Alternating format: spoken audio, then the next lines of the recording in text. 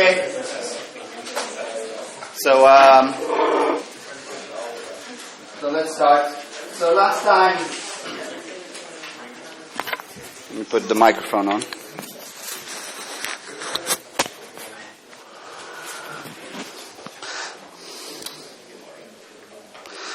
Okay, so last time what we talked about were non-interacting superconductors, basically P plus IP superconductors from the band picture, and then I tried to argue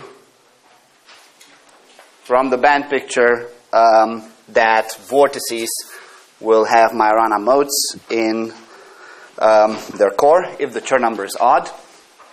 We obtained a Z2 classification of defects of vortices depending on whether C is odd or not.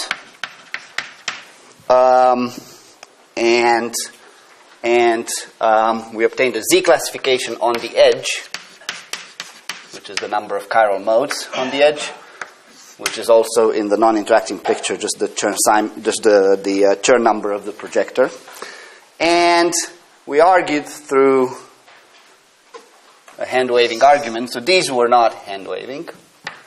The hand-waving part was arguing that the phases that you can measure in the bulk of the system by just taking vortices around one another always come in a 16-fold type of way, in the sense that you cannot measure. The most you can get is e to the I 2 pi C over 16 upon exchange. And exchange is important, so we didn't do a full braid, we just exchanged vortices. And exchange is important because that's how you differentiate fermions, right? For example. So most of the things that we'll talk about from now on involve exchanges rather than braids, and full braid 2 pi is just 2 exchanges. Okay, so from the bulk there was a 16 sort of, we basically argue you can't measure anything better than mod 16, and that breaks down into two categories, whether C is even or odd, because C is even. If C is even, you won't have Majorana modes in the core of the vortex, and if C is odd, you'll have Majorana modes in the vortex. And I told you that when C is odd, you're going to have 8 distinct phases, and the other 8 come from when C is even.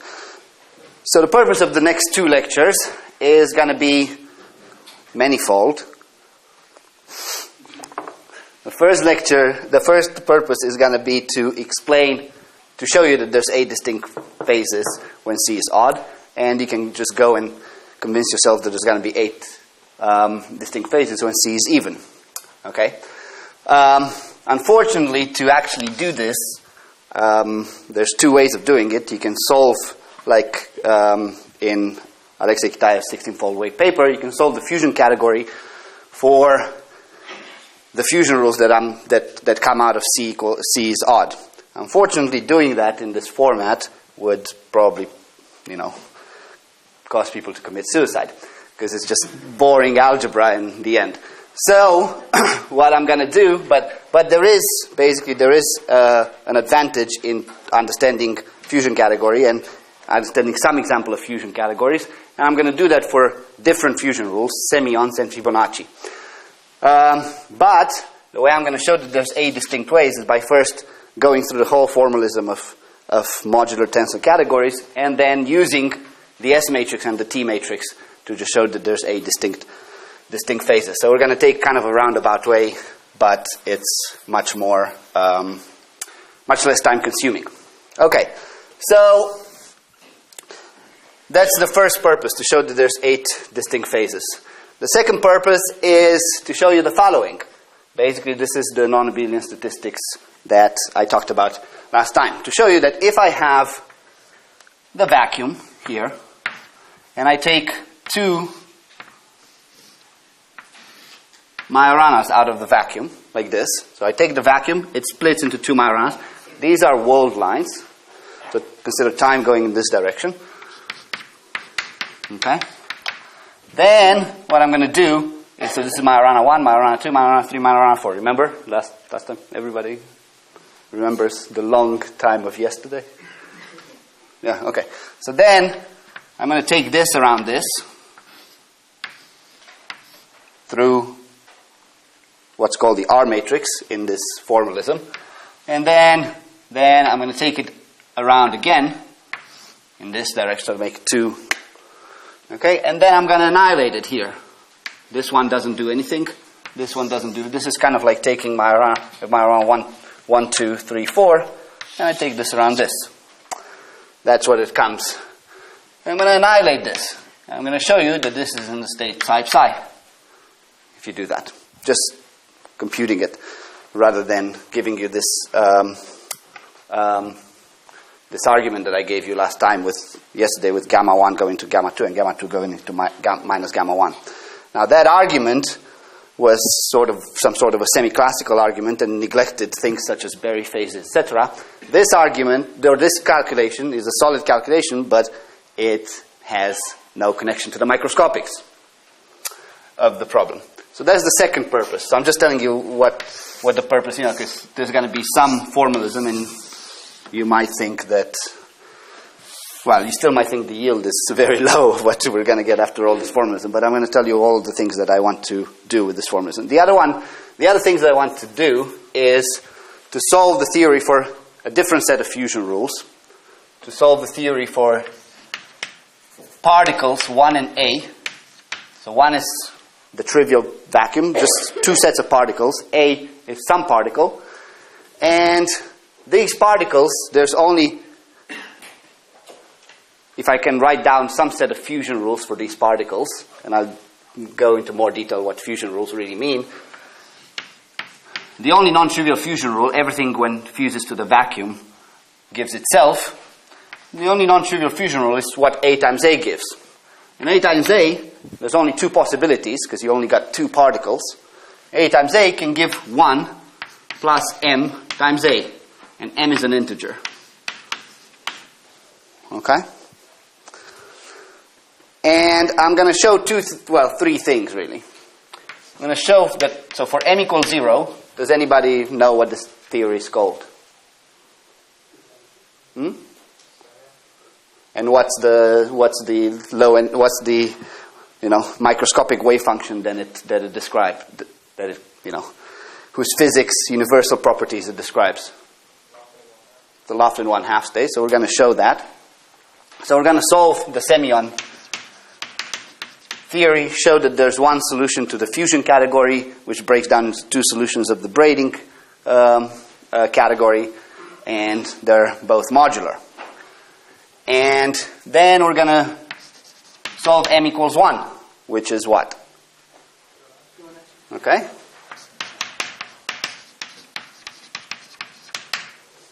And we're going to show again that there's one solution to the fusion category, 2 solutions to the braiding category. And then I'm going to show you that for M greater than 1,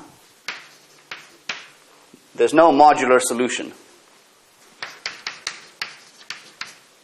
And I'm going to explain to you what these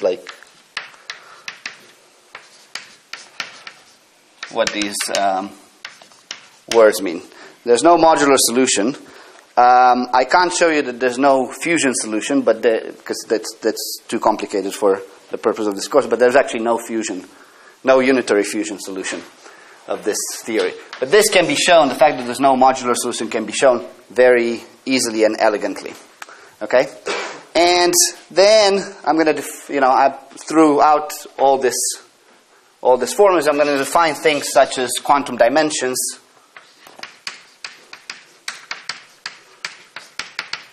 topological spin, S matrix, T matrix, etc. So really, I'm going to define everything that you need to know in order to obtain kind of the universal properties of any theory that you might want if you do a lot of work. Okay? So how many people are familiar with quantum dimension and topological spin? Okay. So that's Very good, because if everybody was familiar, then I would just catch the next flight to wherever I go next. I would just get on a plane. Don't really know where. Okay, so any questions about what's going to happen now? Okay, so when C was odd, we argued that if I have two Majoranas, I can have a fusion rule. The two Majoranas go, or make them equal, 1 plus a fermion. They can either go into the condensate or into the vacuum. Then we had another 1 times anything, sigma or psi. Vacuum gives you sigma and psi. Psi times psi, you can make a Bogoliubov quasi.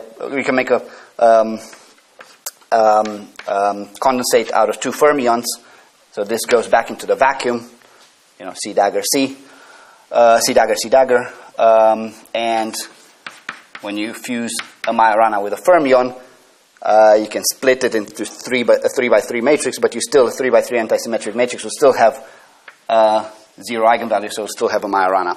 So these are kind of like the fusion rules, or like kind of like the rules that basically describe my low energy theory. If I focus around 0 energy of the vortex and of the Majoranas and whatever other excitations I might have. So everything that we're going to talk about has no Hamiltonian. Yes? It's a very basic question, but okay. What do you mean that when you have two Majoranas, you can get the vacuum or a diamond? Or I don't understand what it means. So imagine having two Majoranas, 0 modes, and pushing them together. Like they're far away, they're 0 modes. Now bring the vortices together.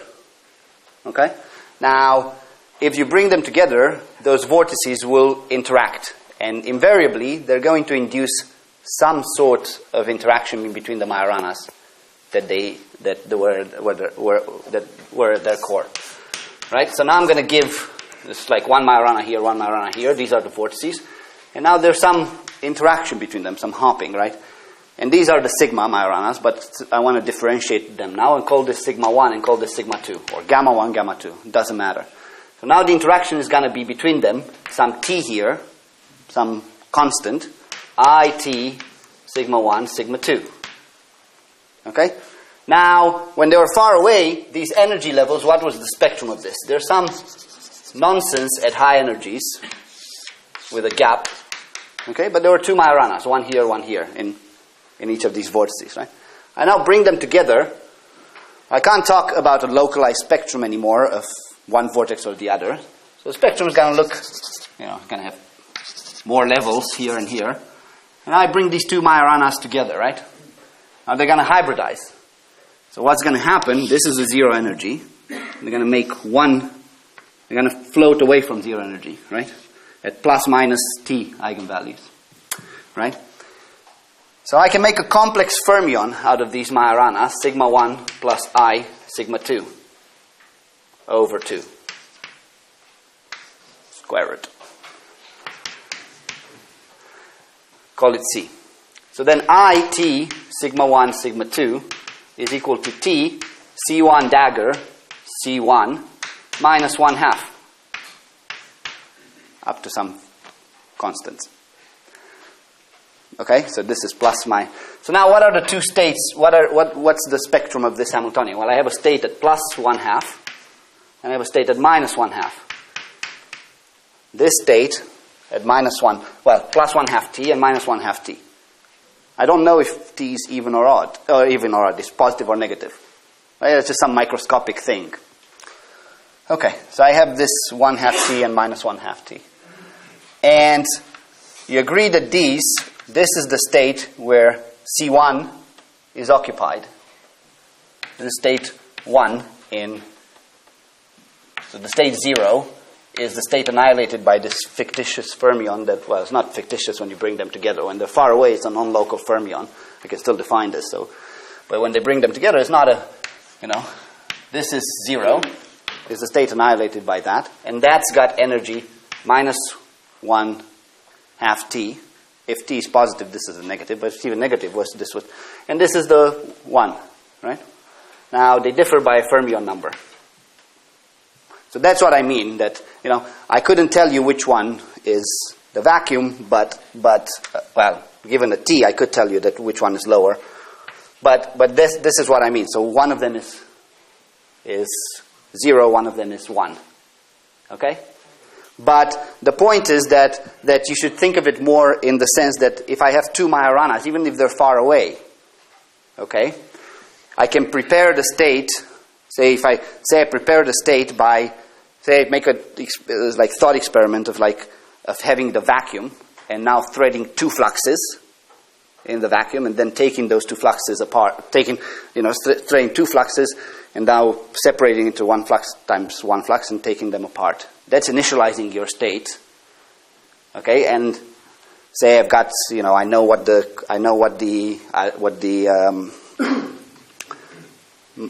microscopic Hamiltonian, so I can initialize the state in 1. But I could initialize the state in some other in the psi channel.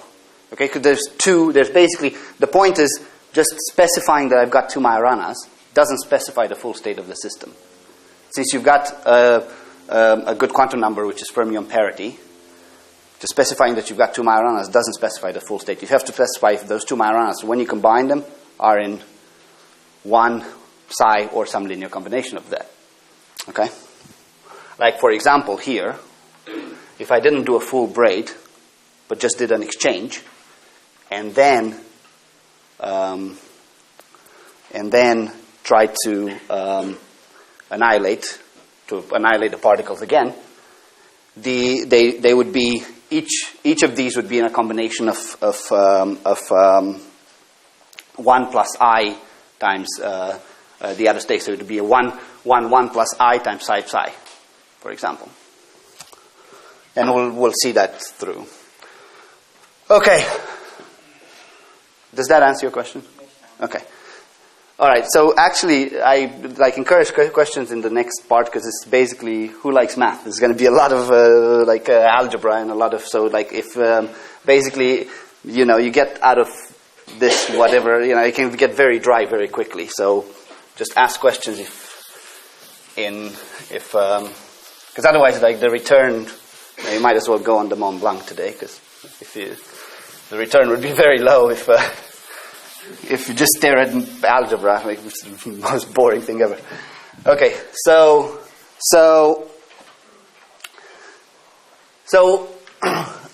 I have a set of fusion rules. I have a set of particles, and you can generalize this. You can generalize to many particles. So say my particles are given by 1. I always have to have a vacuum in any theory that makes sense. And I have a set of particles, A1, A2, A whatever, call them just A, B, C, okay? And the other thing that you must have for the purposes of the theories that we define here is an antiparticle. So for any of A, there exists A bar such that A bar times A is equal to 1 plus other stuff. Okay? So A bar times, so it's not required that the antiparticle, when it fuses with a particle, when it annihilates with a particle, just gives you the vacuum. It can give you vacuum plus some other stuff. This is obvious already in the Majorana theory, where sigma is its own antiparticle, right? But it fuses to the vacuum, as it should, but it also fuses to some other thing. So this is the ...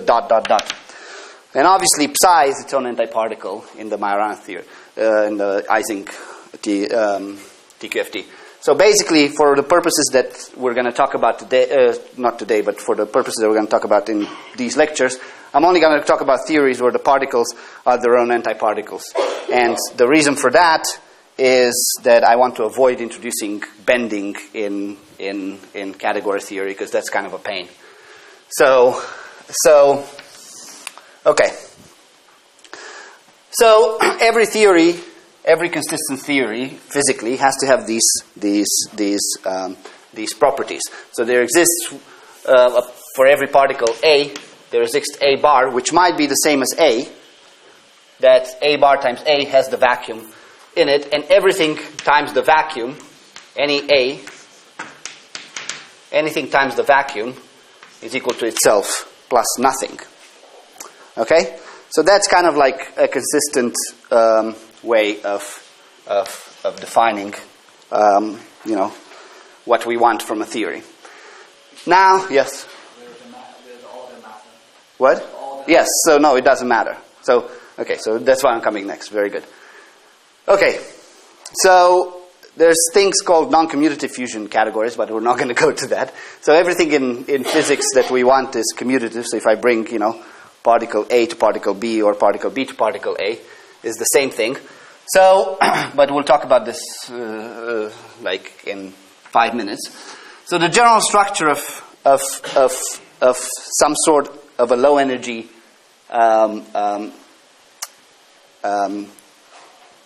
kind of axiomatic theory that you wanna bring just rests on how particles A and B fuse.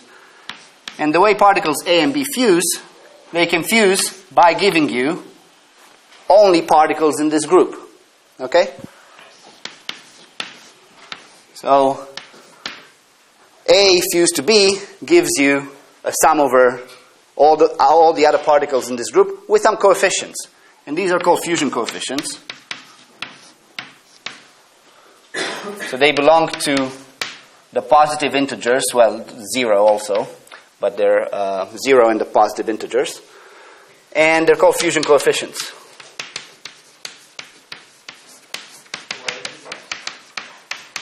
Sorry? Well, it's just because you want to, basically, there's many ways of explaining it, but for example, for a billion particles, you want some sort of a group structure. And if you didn't have integers, you could just fuse, you just want integers because there's only, these are basically the dimension of some Hilbert spaces. I'll talk about in 3 minutes, okay? So dimensions of Hilbert spaces have to be integers. That's kind of like the physical requirement. I actually don't know what would happen if in category theory you try to build a category theory where these are not integers. Anybody knows? Yes? But basically these are dimensions of Hilbert spaces. So they have to be integers in a physical sense. But I could imagine building, you can relax in fusion categories, you can relax non-commutativity, you can relax everything, and then but we don't know how to characterize even the commutative ones, so. But it's a good point. So I don't know what happens. If anybody knows what happens if these are not integers, then okay, yeah. Just a question. Is it possible to have several antiparticles? Like if I have A gives a vacuum, is it possible that A and B is another? No, so the antiparticle is unique. Okay. So I want a unique antiparticle. Does NC mean C fused with C n times?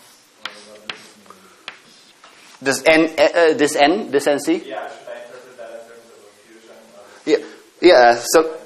So let's just do this in this case. Yeah. So that's the very good. And these are great questions. I'm going to talk about this in 5 minutes. So these can be integers. It can be greater than 1, really. Okay. But let's just take it for this. Okay. Then for this theory for Ising, then you have n sigma 1 is equal to 1, n sigma psi is equal to 1, and sigma psi sigma is equal to 1, n psi 1 is equal to 1, and n1 psi or n1 sigma, they're all equal to 1. These are commutative, because I'm going to define and everything else is 0. Is that clear what these, is it clear how we go from? If that was a 2C, does 2C mean C fused with C, or does it? No, it means it means 2 ways of fusing into C.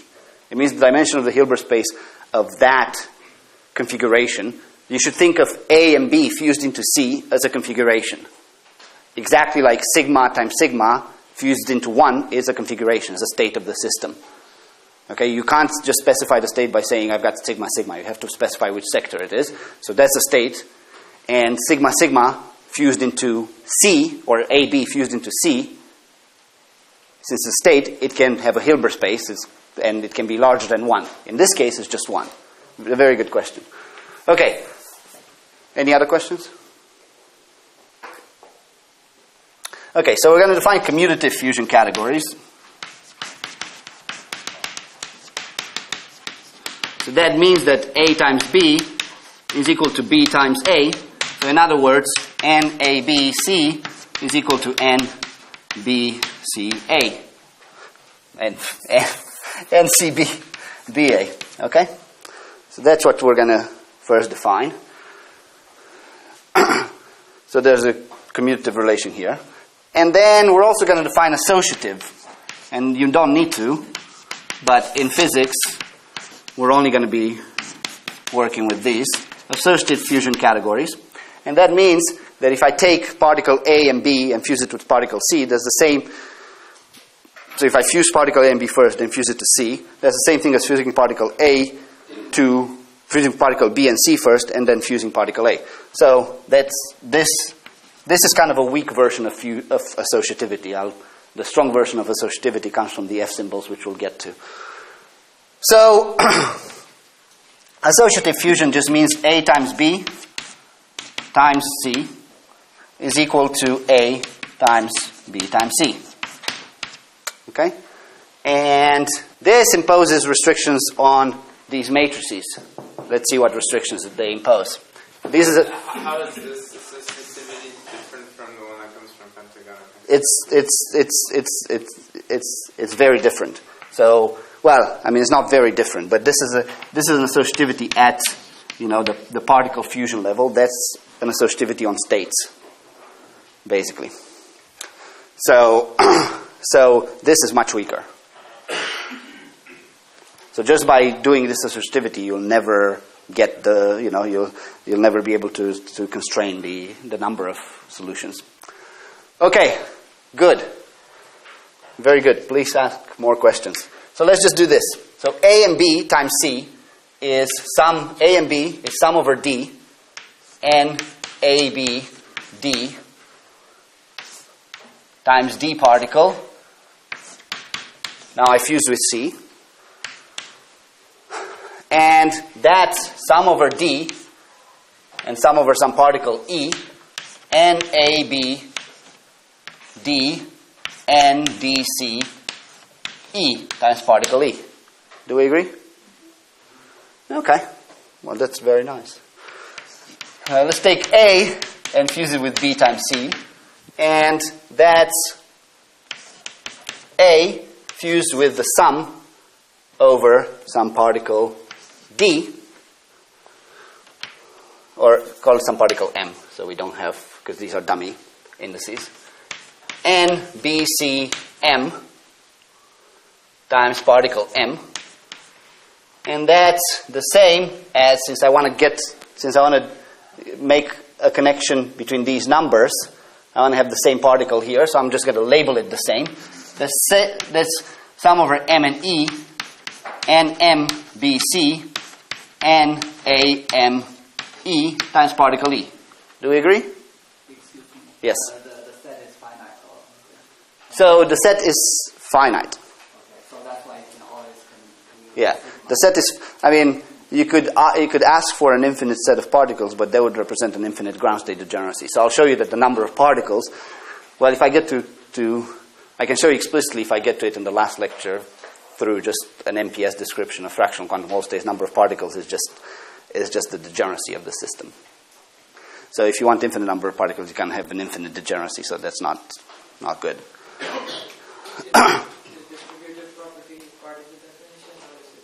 It's part of the definition. We're going to define it in that way. So we're looking at math people can look at more complicated things, but we don't understand even the full structure of these theories. So let's just look at these. Yeah. So it's okay. It's category theory, but the structure resembles a little bit ring, but you don't have the inverse, right? So it's not a ring. Well, for every particle A, I've got A bar which fuses to 1, but it can fuse to something else. So this, if this is a billion, this would be a group. If there would be only one particle here on the left side, so if like this is a group. It's Z2, right? So this is a group, and those theories are very well understood. So we understand how many solutions you have out of fusion. So you impose pentagon equations. If the group is a billion, we understand how many theories you've got, and it's a cohomology basically argument. But if it's non-billion, then it loses a group property. So you don't have. So those are not understood. We don't understand, for example, how many solutions you have. Actually, we don't understand that. Say there's basically the only thing that can be proved is that up to 4 particles, you don't have any theory of multiplicity greater than 1. And that's actually related to the Galois theory, because it's basically roots of a 4th degree equation, which you can solve analytically. But when you go to 5th degree, you can't. So basically, yeah. So you don't have the group property. If that's what you're inferring, right? Or a ring, right? Because you have 2 operations. You could imagine that there is a multiplication, and you can think about a sum, right? In terms of the right-hand side. Yeah. As a 2 operations, you could imagine making a ring. Yeah, I don't. Why you wouldn't? Sorry, maybe we can talk about it afterwards. But why wouldn't you? Even Yeah. where you already said, even in the simple case, you don't have some operation. You don't have the inverse, right? You don't have another particle that fusing with it will give you just the. You don't have just 1. Yeah, you have 1 plus. Yeah. Okay. Yes. So is A times B equal to 2C a group? Like if it contains that, is that a you can show that if it's a billion, you cannot have these multiplicities greater than 1. Okay, so then it's not a billion. Okay. Yeah. Because this means that I have I think. 2 channels that can fuse the same particle. Yeah. So if it's a billion, you can show that so I'm going to show you that these are related to quantum dimensions. And if it's a billion, the quantum dimensions are 1 of every. So I think you can't build a consistent theory that's a billion that's got like these larger than 1. I think. Pretty sure. Okay. All right. So now I have this. Any more questions? Okay, very good. So now I've got this equation, which means the sum over M, N, B, C, N, E, A, M, is equal to sum over D, N, D, A, B, N, E, D, C. Okay? And I know that this is commutative, so I know I can put here CD, because I've already defined a commutative thing, and I am going to write a matrix NABC, or NABC. I'm going to write it as a matrix NABC. Okay? So for each particle, so there's the matrix indices are B and C. So for each particle A, there's a matrix of indices BC. These are square matrices. They're the rank of the matrix, well, not the rank, but the dimension of the matrix, the number of particles in the system. And there's a number of particles in the system of them. Okay? And this property just means that NA and any other NB commute. Okay? If you just express this property like this, then it means that NA and NB will commute. Okay?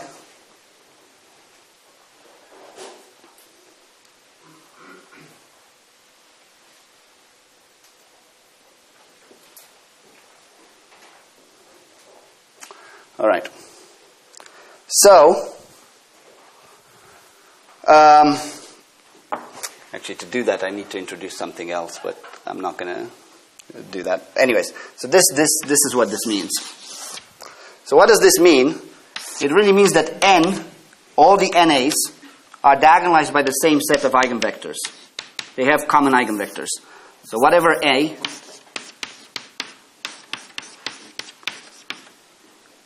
NA, each NA has NA share eigenvectors.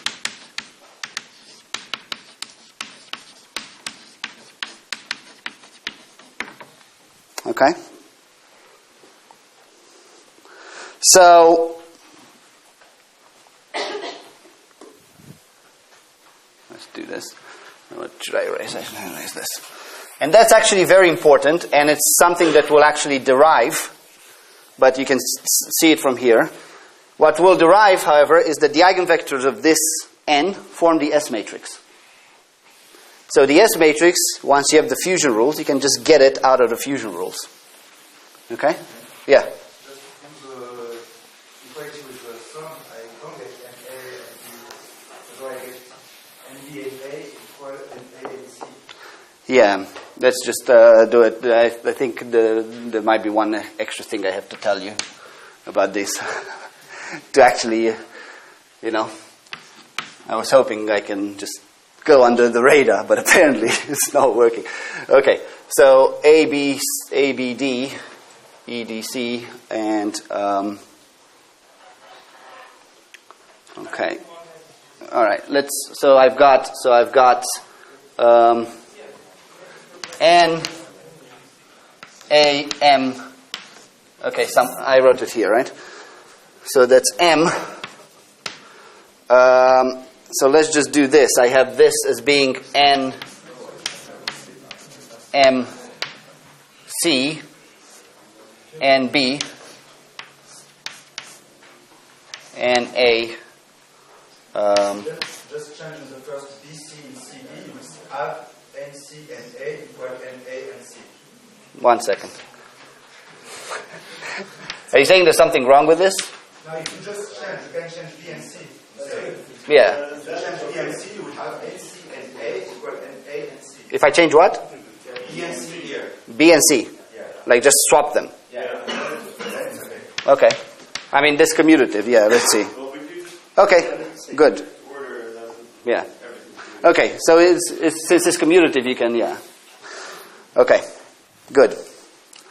Fine. Very good. I like that you're not asleep. And I am. Yeah. No, they're symmetric in A and B. No. Actually, they are symmetric if they are symmetric in the case that when the particle is the same as its antiparticle. So when B is equal to B bar, then they're symmetric. But as for all of but in general they're not. And but they are diagonalizable by Frobenius-Perron theorem because they're matrices of integer coefficients. So that I'm gonna actually use. Okay? Okay. So just keep in mind that these matrices, and we'll show this more rigorously. Well, this is very rigorous, but we'll show this more physically. These matrices are all commute whatever A and B, so they share the same eigenvectors, and the eigenvectors are just columns of the S matrix. Okay. So now I'm going to define what I'm going to define. I'm going to define. And I'll also show that the degeneracy is the number of particles in the system, etc. But now I'm going to define a splitting space and fusion spaces. So splitting spaces are spaces in which a particle C splits in particle A and B, and fusion space is a space in which particle B and A fuse into particle C. So this is a ket in, say, this fusion space. I think some people have exactly the opposite notation, but I'm going to call this fusion space, and this is a ket is a bra in the splitting space. Okay? And what do they really mean? Well, what it really means is that really for each, if I had, this would be sigma, sigma, sigma, sigma, 1. And here mu would also be 1. I'll tell you what mu means immediately. And sigma, sigma, psi also is 1. These are the splitting spaces of sigmas, for example. They can split into 0 or 1. Okay, now this mu runs between 1 and the dimension of this splitting space, or the dimension of the splitting space and the fusion space is the same. Okay? So what is this dimension? Well, this is just this coefficient. This dimension is just this coefficient NABC. Okay? So what does NABC tell me? You see, we're going to mostly talk until the very last moment when I'm going to show you that, these theories are highly constrained, so you can't have high multiplicity, for example. We're going to talk only about these being 0 or 1, so just either 0 or 1. But I could imagine a theory with 2 here. Okay? What does that mean? That means that there's 2 ways of, there wouldn't be Majorana's anymore, but this means that there's 2 ways that sigma and sigma can split into psi. So in other words, you would have 2 states here. You would have sigma, sigma, so this is 2. This would be sigma, sigma, psi 1 and sigma, sigma, psi 2. So it's just telling you that the Hilbert space for the configuration sigma, sigma going into, or AB going to C, has an extra dimension. Okay? So now I can ask several questions, and these are questions that are still pending in category theory. So for example, you can ask, given a finite set of particles, I can obviously write down an infinite set of fusion rules because I can put in multiplicities. Okay? Can I define a consistent theory for that?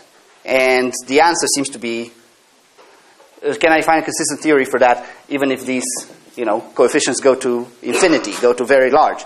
And it seems to be, the answer for that seems to be no. There's a finite set of theories that you can define for a finite set of particles. Okay. Okay. So let's see. What am I going to do now? Okay. So then I'm going to do some conventions.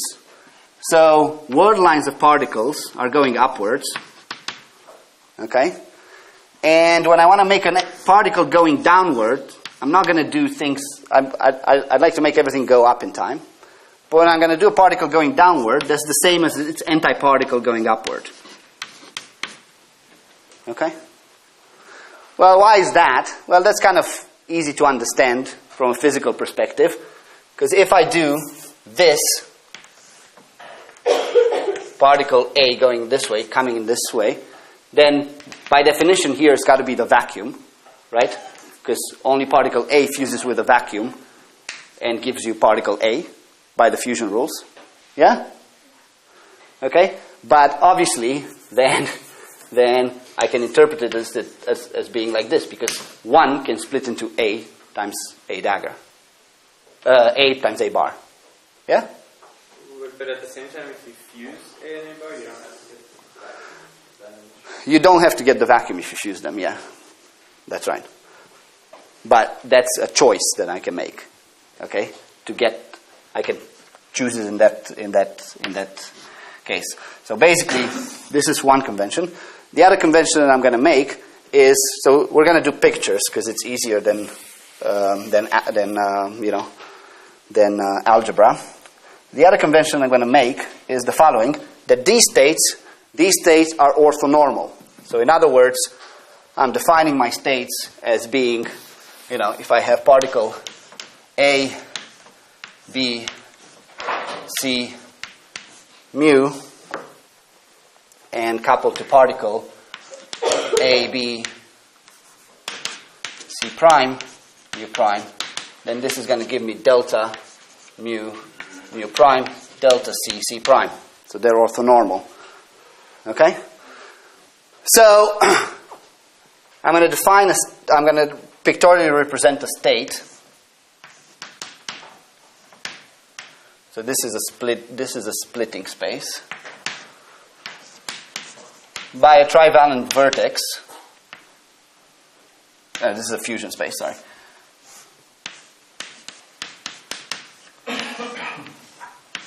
Okay, this particle AB going to C, and there's going to be an index here which tells you which state of it you're in.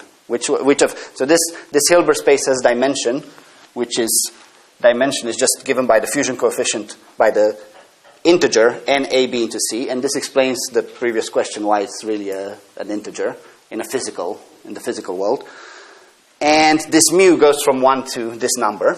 Okay, but what we're going to do, and this is a convention so far, but we're going to link these two other things. Let me see that I get the normalization correct. What we're going to do is normalize it by some constants just for the hell of it. And these constants, just pictorially.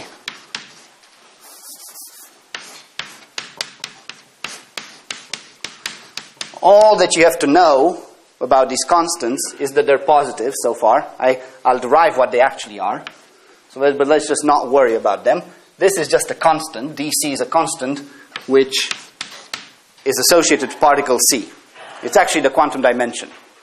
But so far, it's just a normalization convention, yes? The very first formula of this scalar code. Yeah. Those vectors belong to different dimensions for different C's. Those vectors belong to different vector spaces for different C's. That's right. So it doesn't really make sense to take a scalar product. That's right. So all I'm saying is that if you've got particle A and B coming from C, this is basically saying this. If you've got particle A and B coming from C, you make a loop. This has to go back into the same C. Okay? So I'm going to start, I'll show this. Right? So, I mean, yeah, it's a good observation. So, but this basically, 0 says it doesn't make sense. So, because you're right, they could be at different dimensions. Okay, so I'm going to define the same way the splitting space. This is just C going into A and B. And I'm going to put the same normalization factor. So far, this normalization factor is just a convention. Okay, any questions so far? Yes? I don't really understand what it is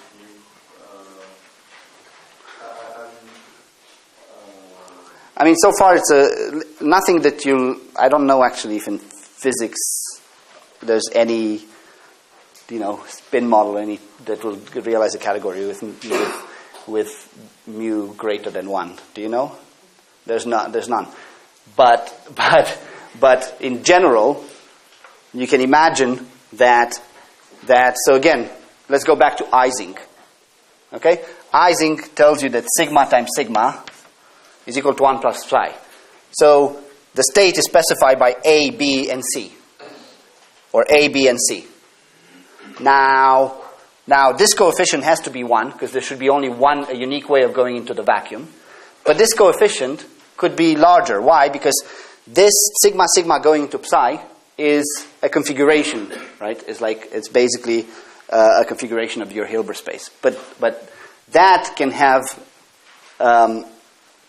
there can be many states that do the same configuration. So just if mu is equal to 2 or mu equal to 1 is not doesn't mean that mu is a vacuum. mu equals to 2 means just this mu equals to 2 would just mean this.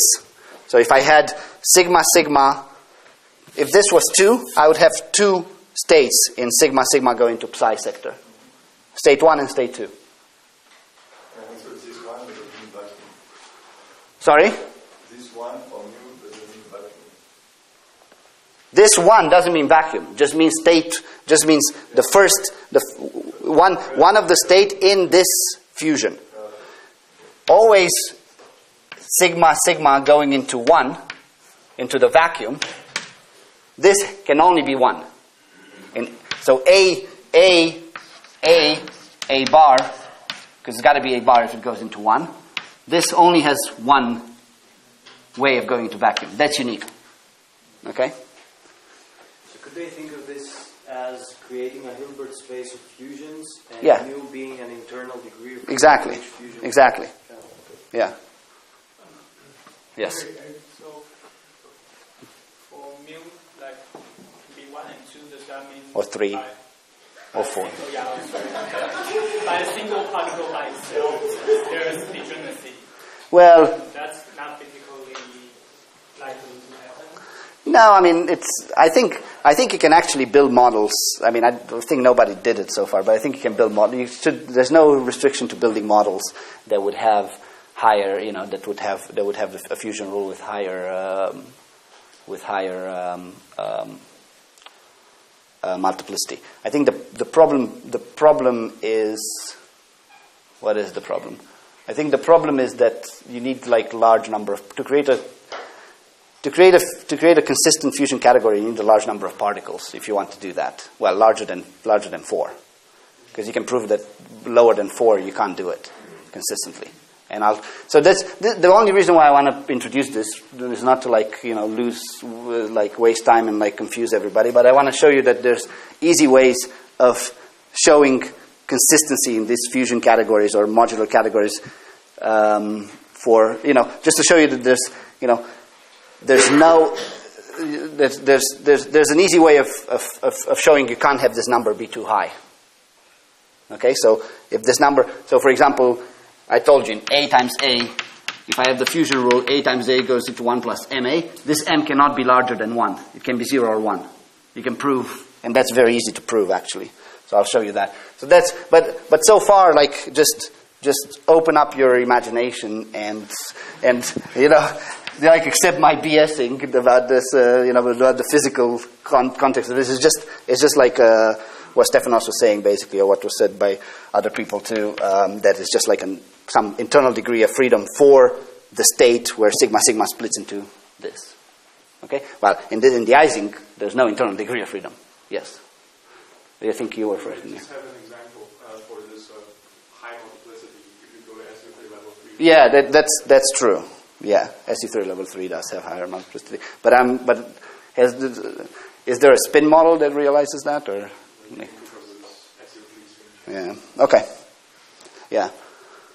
Okay. Yes. What it means that having to because that's subcyclist. What it means? What? If we had sigma cross sigma was going to 1 plus psi plus a different 1 phi. Is that the possibility? Plus a different 1 phi. Yeah, that's a possible fusion rule. Now you have to. The point about I can write. You see, I can write. You can go have a beer and spew out fusion rules as much as you want, right? And this is mostly what I do. But basically, it's not. You have to understand which ones are consistent. Not all of them are consistent. So that's how. So if you spew out a fusion rule. When you say consistent, is consistent with what? Consistent with what I'm going to tell you in the next lecture and a half. So you have to define a theory. You have to define some consistency of the theory, such as associativity. So, for example, if you give me a fusion rule which doesn't have this form, that's not going to be consistent. Okay, if I can cook up matrices, then don't commute. That's not going to be consistent. So I can certainly cook that up if I want to. Okay, actually, this is very, very important. Actually, it tells you this is an amazing and we'll learn it. So I'm going to show you how to derive the Verlinde formula, and the Verlinde formula just tells you that this is true, but it tells you even more. It tells you that the eigenvalues of these matrices are also the same as the eigenvectors. So it's kind of like these matrices have the same eigenvectors, and the eigenvalues of each matrix are like entries of some of the eigenvectors. But this is the first thing that. So you see, there's more consistency than just this, but this is the first thing. Okay, any other questions? Yeah. Yes. You looked at the overlap in this way, it's like a bow, right? Come C comes up. That's what I'm going to do, yeah. I'll do it now, yeah. Very good. Okay, so what does the overlap mean? What does this mean? Pictorially, this means this.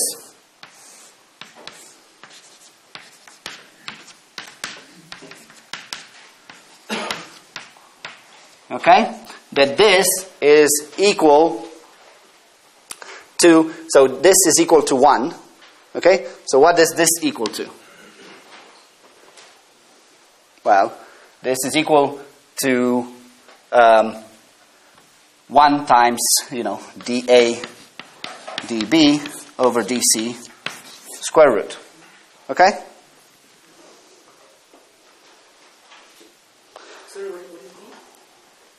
Very good. So this is equal to this. 1 second. Very good question. So this is this times C delta C prime C delta mu prime. And why am I drawing lines? Obviously, this has a line here. This has a line. So if I just covered this, you'd have a line going like this, right? So obviously, the result of it has to be another whirl line going like this, because I can just cover this. And by this definition, by this normalization that I took, if this state has this scalar product, then this state has this scalar product, and it's got a whirl line, because if I covered this, it would be just a whirl line. So D is something that is yet unspecified. That's why D is just a normalization so far. I just chose to normalize it in a certain way for certain purposes. But I'm going to show you what it is. It's the quantum dimension of the state. And this normalization, the quantum dimension of the particle. And this normalization is actually very, very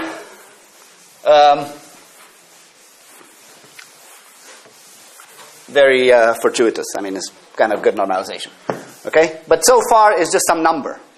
Some positive number that I chose. I can always choose some that I associate with particle C. Okay? Okay, so now what Claudio Chamon was asking is the following.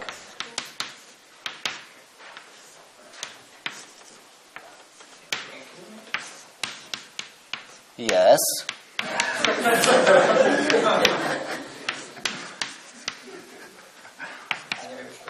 Yes, I'm listening. Which is, I would think of multiplying coefficients which are dc over dA dB for one force, and it is an inverse in what you wrote.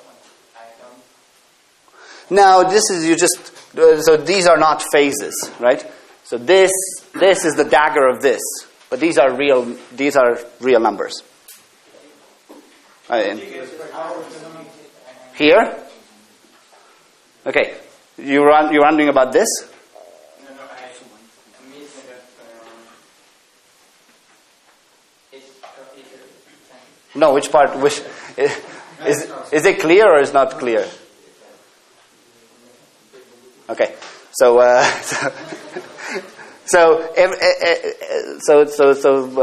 come to me, or say it now, or come to me after lecture.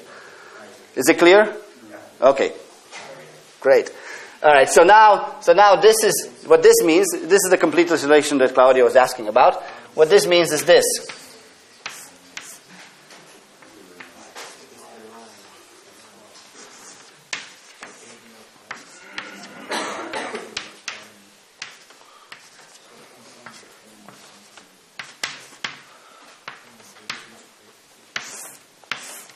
So again, we know what this must equal.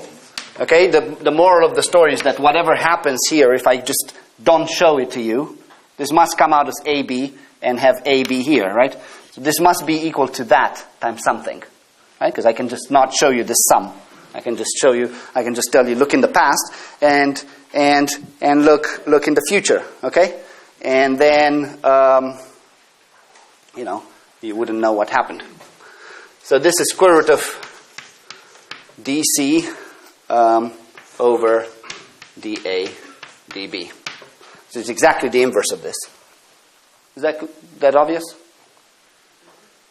So this comes out of this. This. Okay. This is this, which is this times this.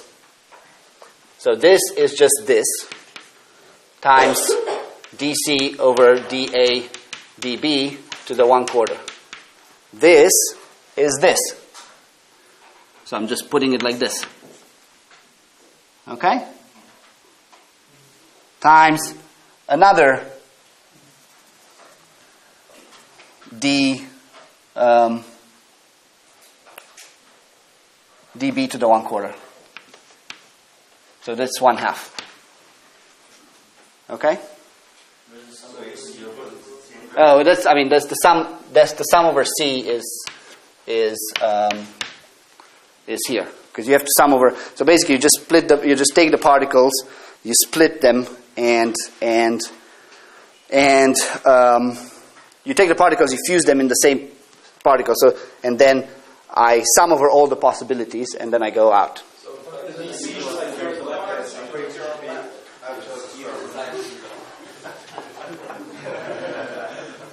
Let's see. Yeah, the equation should be after the square root because there is a sum over C on the first part, but there is a C, but not no sum on the second part, so there's a problem. No, this is the square root back. Yeah. Okay, good. Thank you. That's better, right? That now makes sense. Okay. What is the vector space in which this identity lives? So it's. Can you express it in terms of this B? Can I express in terms of this B? It's not. You see, like it's not a. This is the identity in A and B, so it's not a splitting space. It's basically sum over C, V A B C, times V A B C. That's the vector space, sum over C, and so this is the vector space in which it lives. So it's kind of like because basically this kind of means this, right? So you have to fuse them and then split them again. So this is the vector space in which it lives. And if you were summing over A and B, would that be the space in which a single A lives, like this on the left? Well, if I sum over A, as I'm just kind of making a. I mean, if I sum over A, I have to sum over A here. It's just I'm trying to figure out guess. what the single world line is.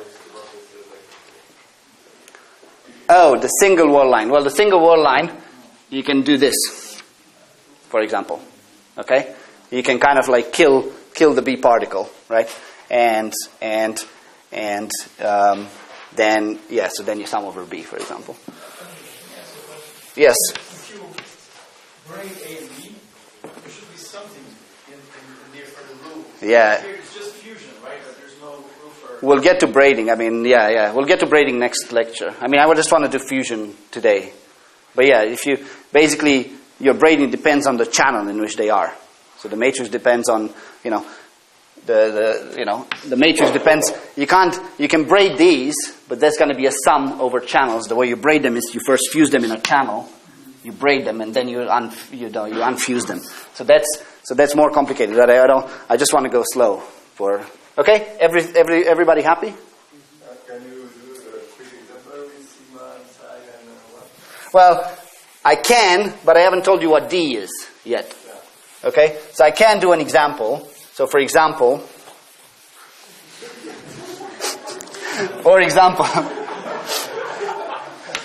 D sigma will be square root of 2. I can tell you that D sigma will be square root of 2. Okay, D psi will be equal to D1 will be 1 because I'll derive these. So far, you don't know what they are, but I'll derive them. So I can tell you that this is true. So then, what you have is for example, this would be sigma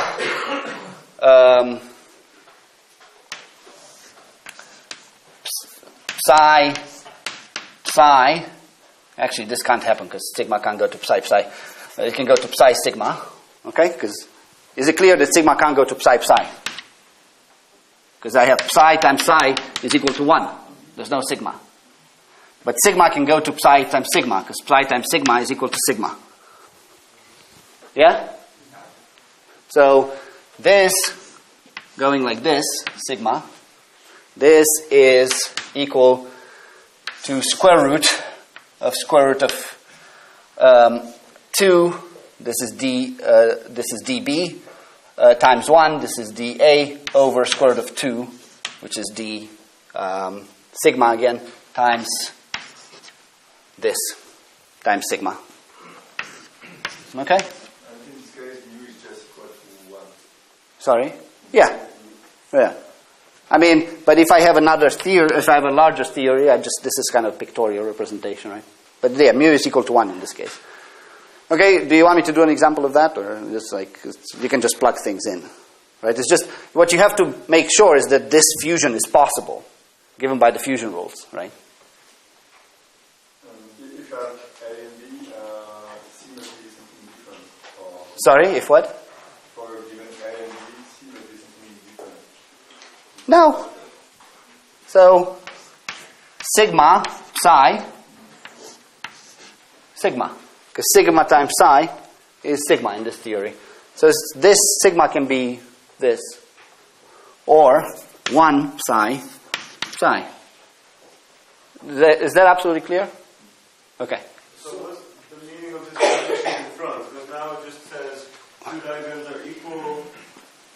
This means there's no coefficient. It just means this. So does it say that splitting before conversion then just somehow not leave a trace? I haven't told you what these coefficients are yet. It's just some normalization. I'll tell you what they are. Assuming they are 1. Assuming they are 1, it just gives you 1. It just doesn't give you another number. Okay? I haven't told you what the coefficients are. Let's just not... so I'll tell you what the coefficients are soon, yeah. Well, hopefully today. Yeah. Still a question on the coefficient, because if you Which coefficient? and then have 2 sigma and then go back to vacuum, you won't have 1. If I what? If Start from the vacuum, you have 2 sigma, and then you go back to vacuum. That's right. This is just a pictorial representation of I've just chosen to normalize it in this way. Okay? I've chosen my states are these. This is a picture. It just tells you one picture is equal to another picture times some number. That's it. Okay? The reason for that is not because I want to mess with things, but the reason for it... So Kitaev doesn't do that, for example. But then, he doesn't do that at the beginning of the paper, but then he has to introduce in the middle of the paper. Because the normalization, this is the good normalization. Okay? But these are just pictures. We'll learn what they mean. Okay. Any other question? Okay, so let's just go. Let's just try to... Okay, so now what I want to show you is that in this pictorial representation, this thing with a particle A running around is equal to dA. So again, when I have open lines, I have states because I have something coming and something going. When I have closed lines, these are just numbers. Okay? Because this I can think of it as, some overlap between this and this, which are both states. So this closed is a number. Okay? Let's see if this is obvious. How can I get this? Can anybody tell me how to get? Huh? So I just put C prime equals to vacuum, and A and B equal to the same. Okay, it's really not the same. This is A bar, but for our purpose of the theories, A is equal to A bar. So this is obvious from here, right? Because this is just dA over D1. But 1 is trivial, so for 1 I'm not going to normalize anything. So this is square root of this. D1 is equal to 1. Anything of the vacuum is trivial. The vacuum can have nothing non-trivial. Times the vacuum, which is 0. So I can just close the vacuum here. Okay, for example. And that's just 1. Okay, so this is square root of dA, which is dA. Is that clear? By just putting identity here. Yeah? In general, is dA and dA bar always the same? Yeah. But I'm not gonna prove that. We're just gonna look at theory. So in general, this dA is equal to d of the A bar particle. So dA is just some coefficient that's given to the 8th particle. It's just some number, okay, that I gave for this purpose of normalization. So now let's actually find out what this damn number is. How do I get it? The nice thing, so you can do all this without pictures, but then it becomes very, very, very complicated, and that's how math people do it, but we don't want to do that. All right. So what I'm going to do is I'm going to take 2 particles. I'm going to take this, and this is A, and this is B. Okay? And the rules of the game in TQFT is that you can do anything to lines as long as you don't move the endpoints. Okay? If they're closed, I can rotate the hell out of them. They stay the same. Because the moral of the story is I can't, like, you know, if I look at time infinity and time initial, I should be able to tell you everything. So in between, I can do anything to the lines. So what I'm going to do is you know, you can take this out here, for example, if you want to. So this is just this times this. So that's what? What's the number that this? Huh? What is it? Very good. And now I'm going to express in a different way. I'm going to express this as the following. Make it like this. Okay? I just kind of elongate it a little bit. And now I'm going to take this thing and use the completeness relation. This relation.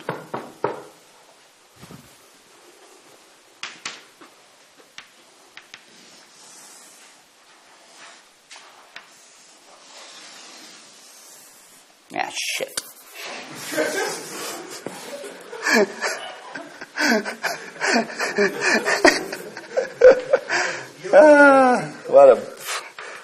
What a moron. Okay, let's see. So you got this, okay? This is particle C. This is mu. This is A. This is B. This is a sum over C and mu. And there's a factor that will actually vanish in the end. There's a factor that they're not vary but disappear, but let's keep it for our normalization. dC over dA dB. Yes?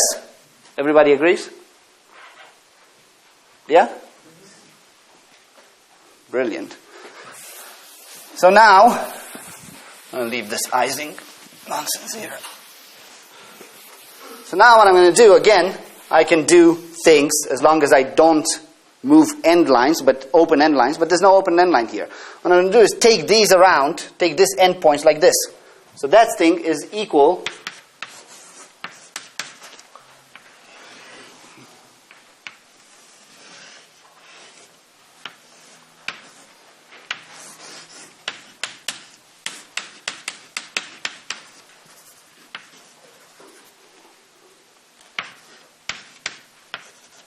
okay? Everybody agrees? All I did is I took these things and moved them like this. Yeah? Okay. But I know what this thing is. This thing is this. And I have delta C is equal to C prime already. I have delta mu is equal to mu prime. But there's one thing, right? So this is sum over C, okay? Because I'm still summing over C.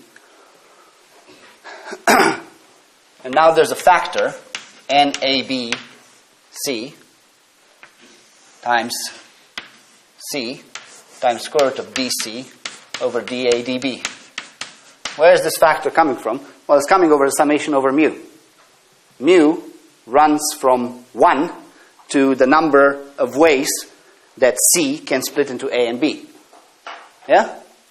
So in other words, if C couldn't split into A and B, that would have to be 0. I shouldn't put, if this didn't exist here, that would be wrong, because it would tell me that even if A and B doesn't split into C, this diagram here knows nothing about whether this thing is just some DC, and this is a number. So this diagram, this right-hand side, if I didn't have this number, doesn't know anything about whether C can split into A and B. So I must have this here, and mathematically, it comes from the fact that there's a summation over mu, and dimension of mu is from 1 to the number of. Yeah? Okay. But what's C? Sorry, so there's this, but now I have another factor like this. So that cancels, so I have times factor when I took, this bubble has another factor, dA dB over dC. Yeah? Everybody agrees? I just want... Okay, so this cancels, as it should, because it's just a normalization. I've just normalized, okay? But what's this?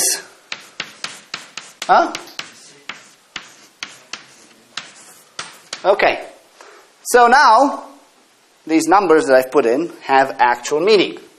What we showed is that sum over C times NC AB, these are integers, times this number DC, is equal to dA times dB. You agree? Okay, so what does this mean? Well, really what it means is that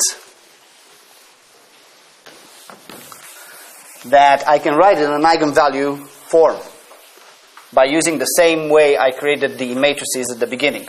Does everybody see that? There's like I think it's a binary answer. Is that clear? Okay, so I just write it like this. So again, the way I wrote matrices at the beginning was NABC is equal to NA BC. Okay? So this 3 coefficient symbol is equal to just, I have multiple matrices of indices B and C. So then this takes the form sum over NC, sum over NA BC DC is equal to dA dB. Yeah? I just rewrote this. So now let me make, so this is sum over C. Now is it clear that it's an eigenvalue equation? If I take NA times a vector D, which has got D1, D2, D, whatever the particles are, this is equal to dA times the vector D. Yeah? So this D are eigenvalues of this N matrix. What eigenvalues are they? Which ones are they? So this matrix NA has however many particles I have eigenvalues. So in the Ising case, it's got 3 eigenvalues. There's 3 matrices. Each of them has 3 eigenvalues. Now, there's 3 DAs associated to each matrix. And just telling you that it's an eigenvalue of, that DA is an eigenvalue of the matrix NA, as defined here, doesn't tell you very much. But there's a very powerful theorem in math called Frobenius-Perron theorem, and you can Google it. Okay, and it tells you the following thing. If I've got a matrix of positive integers, or zeros, then there is a unique eigenvector of positive entries, all positive entries. And that eigenvector corresponds to the highest eigenvalue of the matrix. Okay? And in most cases, that eigenvalue is unique. But you can, for example, the identity has always the N1, which is the matrix of the identity, has degenerate eigenvalue, so that doesn't apply. You have to modify a little bit the Frobenius-Perron theorem. But the point is, the Frobenius-Perron theorem tells you that there's, for every positive integer matrix, there's a eigenvector with all positive entries. And for that to that eigenvector corresponds the highest eigenvalue of the matrix. And that's exactly this. All these D's are positive. Okay? So DA is the largest by this. So this NABC are positive integers, so it's square matrix of positive integers. Actually, it's just square matrix of positive entries, the Frobenius-Perron theorem, so it's even weaker than this. Largest eigenvalue of NABC, this is the matrix in BC, whose BC elements are equal just to NCAB. Okay? Is that absolutely clear? So, like, how many people are, like, utterly bored? How many people are not utterly bored? Okay, well, that's good. Okay, so Why is this physically important? So this is called quantum dimension. We're going to give it a name.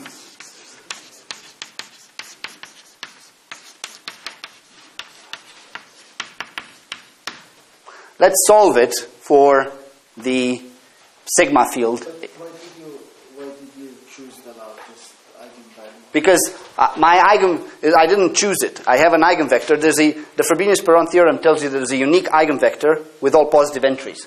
My eigenvector is D. Right? This tells you, this is a very powerful thing. It tells you that your eigenvector is also made out of these eigenvalues. So for each matrix A, I have an eigenvalue dA. But for matrix A, the eigenvector is D1, D2, D3, D of particle. Okay? So it's not only that dA is the largest, but the vector D is composed of all positive. Well, yeah. Well, that's how you know that it's the largest. Okay? Because if I didn't know that that was the eigenvector, I couldn't show that it's the largest. That's how you use the Frobenius-Perron. That's actually missed in a lot of, people just quote the Frobenius-Perron theorem when they show these things in TQFT books. But that's the way you use it. Okay? Can you write the second name in this theorem? Can I write what? The second name. Perron. P-E-R... I think. If anybody knows, if I missed Perroni. Like he was a mineral water magnate that would do physics math on the side, just diagonalize matrices every day. Okay, so let's do this for the Ising case. So for the Ising case, I want to look at n sigma, which is the only, you can do it for the other ones. So I want to look at n sigma as a function. So n sigma BC. Can somebody tell me, first of all, the dimension of this matrix? What is it? 3 by 3. Somebody tell me so I'm gonna label my basis states 1 sigma psi and 1 sigma psi. What is this? Just fill in the matrix for me, somebody. Please.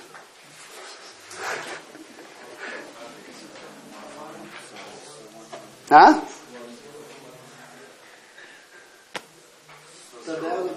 Huh?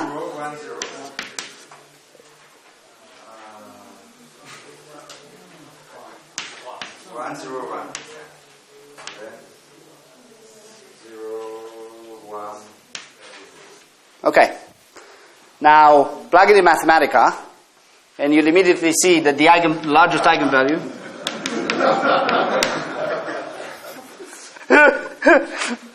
So this was an exercise in using chalk. So you see immediately that the highest eigenvalue is square root of 2. Now, that reminds you of something, because this is how the Hilbert space of Majorana grows. Right? So if I add n Majoranas, I can make n over 2 fermions, complex fermions, and the Hilbert space grows as 2 to the n over 2, which is square root of 2 to the n. This is square root of 2. Okay? And that's generic. That's a generic property that the Hilbert space of particles grows as dA to the power n, where n is the number of particles that you have. So let's prove that, and then we'll close for today. Okay? So let's prove that.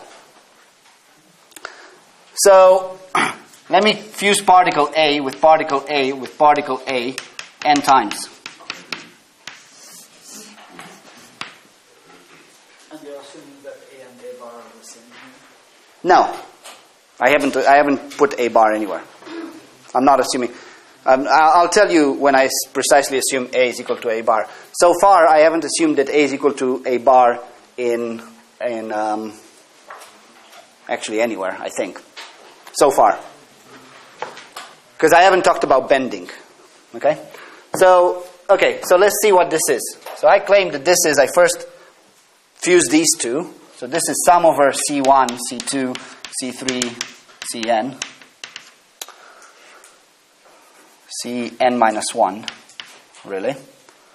So it's n A C1, n C1 A C2, n C2 C3 n C n minus 1 C n minus n minus 1 n minus 2 A C n, the n minus 1 particle. Do you agree? Shall we go through a simple example? So I have A times A is equal to sum over C1 n A C1 C1. Now A times A is equal to sum over C1 n A C1 times particle. This is a particle, this is an index. I'm just abusing notation, just because the notation is there to be abused. Just do C1, and now C2. This is N A C1, N C1 A C2 times particle C2. And you can just keep going. Is that clear? Okay. So now, you can clearly see that this is just a multiplication of matrices in that form. So what I'm going to do is I'm going to swap these because they're symmetric. Okay? So this is, I'm going to swap these. So this is AC1. This is AC2. This is ACN minus 2. Okay? So this, let me just erase this nonsense.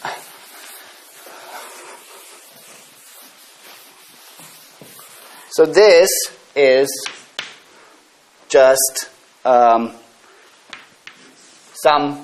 this is just NA, sum over C1, C2, whatever, NA of AC1 times NA of C1, C2 times NA of C2, C3, blah, blah, blah. So this is just times C, whatever, Cn minus 1. So this is just this is just NA to the n minus 1th power times the A Cn minus 1 component of this matrix times the particle Cn minus 1. Well, yeah, sum over Cn minus 1. Yeah? Is that absolutely clear? Okay. But now that I know that there's a highest eigenvalue, I can just approximate this. If n is large, I can just approximate this matrix by its highest eigenvalue times an eigenvector. Okay? If I just do the projection, so the matrix I write in terms of projectors, it's this eigenvalue times projector into that eigenspace, and once I take that to some power, only the highest eigenvalue will survive. So that's just dA to the nth minus 1 times some vector space here, times some, the matrix is the projector into the highest eigenvalue vector space, so it's M A Cn minus 1. So you have an eigenvector for this. For that eigenvalue, you project into it with this eigenvalue, and this is it. So you can clearly see that fusing n. So obviously, let's forget about this. This. You can obviously see the dimension of the space V A times A of the fusion space. This is the fusion space A times A times A times A, and times scales as dA to the n. This is a constant in the large n limit. Okay? So now, there's two things that you can easily prove. That if you don't have non-abelian, and I'm going to close, because, okay? If you don't have non-abelian fusion, non-abelian fusion means there's at least one field in your theory that when fuses gives you two fields on the right side. If I just had one field on the right side, there would be abelian fusion. Always, so non-abelian fusion is the same thing as having two fields or more on the right side. If I just had this would be abelian. Okay? You can prove that for abelian fusion, all these dAs are always 1. And that's actually not hard to prove. You can also prove that for non-abelian fusion, there's at least one dA who's greater than 1, such as the square root of 2. Okay? And every time you have that, that's related to, you're going to get non-abelian statistics, as we'll show next time. So, okay, so what have we learned so far? We've learned about, well, we haven't learned very much. We've just been writing symbols. I think the real thing that we've learned is what the quantum dimension is and how to relate it to things, to the fusion coefficients. So out of just the fusion coefficients, if you just give me the fusion coefficients, I can give it to a quantum dimension. And that's what we've learned. And next time, we're going to learn how to build in the actual fusion of particles and consistency relations on that fusion more than today, and braiding. So any questions? Or everybody wants lunch? Okay, well.